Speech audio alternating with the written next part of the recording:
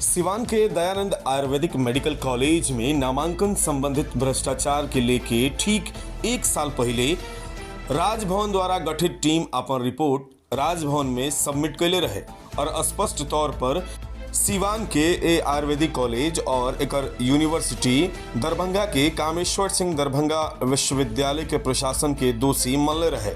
Report submission के एक साल बाद भी भ्रष्टाचार के इतना बड़ा मामला ठंडा बस्ता में पड़ल बा, लेकिन हाल ही में राजभवन एक बार फिर से मामला के लेके सक्रियता दिखाई दिले बा। राजभवन दरभंगा के कामेश्वर सिंह दरभंगा संस्कृत विश्वविद्यालय के कार्यवाहक कुलपति प्रोफेसर शशिनाथ झा के ए मामला में जवाब तलब कैले बा।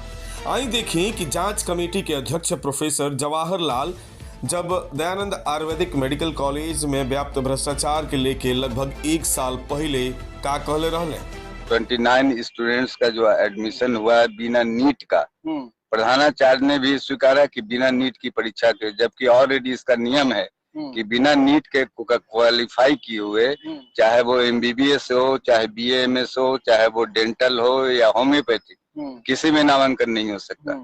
और इन लोगों ने नीट एग्जामिनेशन को जो है इग्नोर करके 29 स्टूडेंट्स का एडमिशन लिया है, जिसको प्रिंसिपल ने भी स्वीकारा है और वाइस चांसलर ने भी स्वीकारा है। दोनों ने एक्सेप्ट। 4 दिसंबर 2023 के अखबार दैनिक भास्कर के दरभंगा संस्करण में प्रकाशित रिपोर्ट में कहल गई बा कि कामेश्वर सिंह दरभंगा संस्कृत विश्वविद्यालय से संबंध दयानंद आयुर्वेदिक मेडिकल कॉलेज सिवान में बिना नीट परीक्षा पास कैले 29 गो छात्र के नामांकन के बाद उनका रजिस्ट्रेशन और परीक्षा के प्रक्रिया पूरा करावे के मामला में एक बार फिर से राजभवन सक्रिय भइल बा। शिकायतकर्ता कॉलेज के पूर्व सचिव डॉक्टर BPN पाठक की ओर से लगावल गई आरोप के लेके राज्यपाल सचिवालय के विशेष कार्यक्रम पदाधिकारी महावीर प्रसाद शर्मा, संस्कृत विश्वविद्यालय के कार्यवाहक कुलपति प्रोफेसर शशिनाथ झा के पत्र लिखले बने। आरोपी के संबंध में अविलंब स्पष्ट प्रतिवेदन उपलब्ध करावे के कहल गई बा। रउआ के बता दी कि मामला के लेके लगभग एक वर्ष पूर्व राजभवन द्वारा गठित 3 सदस्यीय टीम के जांच रिपोर्ट भी सामने आ चुकल बा। जांच रिपोर्ट के आधार पर अब तक आगे के कार्यवाही नइखे भइल। रिपोर्ट में सिवान के दयानंद आयुर्वेदिक मेडिकल कॉलेज में बिना नीट 29 गो छात्र के नामांकन, उनकर परीक्षा के आयोजन व रिजल्ट प्रकाशन के अवैध ठहरावल गई बा। जांच कमेटी के परीक्षा के लेने और रिजल्ट देहला खातिर विश्वविद्यालय प्रशासन के दोषी मानले बा। जांच कमेटी अपना रिपोर्ट के अंतिम निष्कर्ष में बतैले बा कि सत्र 2019-20 में बिना नीट उत्तीर्ण छात्र के नामांकन, रजिस्ट्रेशन व परीक्षा लेहल पूर्णतया अवैध बा। साथ ही शैक्षणिक सत्र 2018-19 में लियल गई नामांकन भी अवैध है। एक और सारा जवाबदेही कॉलेज प्रशासन के बतावल गई बा। 27 सितंबर 2021 के आयोजित BAMS MD की परीक्षा निरीक्षण के दौरान प्रति कुलपति डॉक्टर सिद्धार्थ शंकर सिंह द्वारा परीक्षा केंद्र महारानी अधिरानी रामेश्वर लता संस्कृत कॉलेज दरभंगा पर 10 विद्यार्थी के प्रिंटेड सीट के साथ पकड़ल गई रहे। ये मामला में भी जांच कमेटी केंद्र अधीक्षक व परीक्षा पर्यवेक्षक पर कार्रवाई के अनुशंसा कैलस, लेकिन रिपोर्ट के सार्वजनिक भइला के एक साल बाद भी ए पर कौनो कार्यवाही सुनिश्चित ना हो सकल। रउआ के बता दी कि कुलाधिपति के आदेशानुसार 5 नवंबर 2022 के राजभवन द्वारा गठित टीम कुलपति के कार्य की जांच के लिए रहे। प्रति कुलपति प्रोफेसर सिद्धार्थ शंकर सिंह, RTI कार्यकर्ता पंकज कुमार और प्रभारी निबंधन सह सचिव उच्च न्यायालय और दयानंद आयुर्वेदिक कॉलेज सिवान के पूर्व सचिव डॉक्टर BPN पाठक द्वारा दियल गई शिकायत के आलोक में आरोप की जांच भई रहे। जांच कमेटी के अध्यक्ष तिलका माझी भागलपुर विश्वविद्यालय के कुलपति प्रोफेसर जवाहर लाल, अन्य सदस्य में JP विश्वविद्यालय के FO जमाल अब्दुल नासिर और पाटलिपुत्र विश्वविद्यालय के FO केसरी विजय मिश्र मामला से संबंधित रिपोर्ट 5 दिसंबर 2022 के राजभवन में समर्पित कैले रहले। अब देखे वाला बात ही हुई कि भ्रष्टाचार के इतना बड़ा मामला के पर्दाफाश कब तक होगी, कब तक कानून के आंख में धूल झोंके वाला तक कानून के गिरफ्त में आई। भ्रष्टाचार के मामला अपने आप में कितना संगीन बा, ये बात के अंदाजा यही बात से लगावल जा सकता है कि तमाम नियम परिनियम और तमाम कानून के ताक पर रख के मेडिकल कॉलेज में नामांकन कर फर्जी ढंग से रिजल्ट भी प्रकाशित कईल गईल बा। भ्रष्टाचार के अन्य मामला के लेकर भी रिपोर्ट में जौन कुछ बात कहल गईल बा ऊपर भी एगो नजर डालल जाओ। यानी जांच कमेटी ने जो कुछ भी बातें अपने जांच में पाया उसको आप देख पा रहे होंगे। कामेश्वर सिंह दरभंगा संस्कृत यूनिवर्सिटी के vice chancellor professor Shashinath Jha ने अपने अधिकारों का उपयोग नहीं किया, यानी वीसी पर भी सवालिया निशान उठाए गए। अपने अधिकार का उपयोग नहीं किया, इससे यूनिवर्सिटी में अराजकता की स्थिति उत्पन्न हुई और ये सब हो गया। यानी एक कहीं ना कहीं इस पूरे कॉलेज में एक व्यवस्थित अराजकता की स्थिति है। अगर किसी कॉलेज के जो यूनिवर्सिटी है और उस यूनिवर्सिटी के सबसे बड़े पद पर राज्यपाल के बाद अगर सबसे बड़ा पद होता है तो वो होता है वाइस चांसलर। वाइस चांसलर पर अगर इस तरीके से जांच कमेटी ने अपनी रिपोर्ट में कहा तो निश्चित तौर पर ये मामला कितना गंभीर है आप इस बात का अंदाज़ा लगा सकते हैं।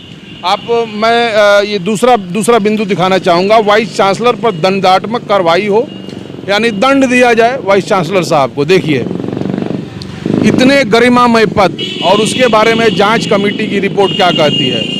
कॉलेज के प्रिंसिपल डॉक्टर प्रजापति त्रिपाठी को तुरंत पद से हटाया जाए, उन पर विभागीय कार्रवाई हो।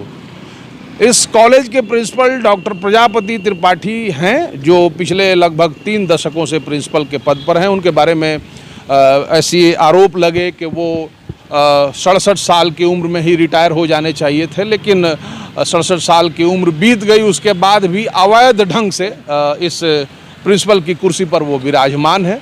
तो इसको लेकर के भी इसमें बात कही गई।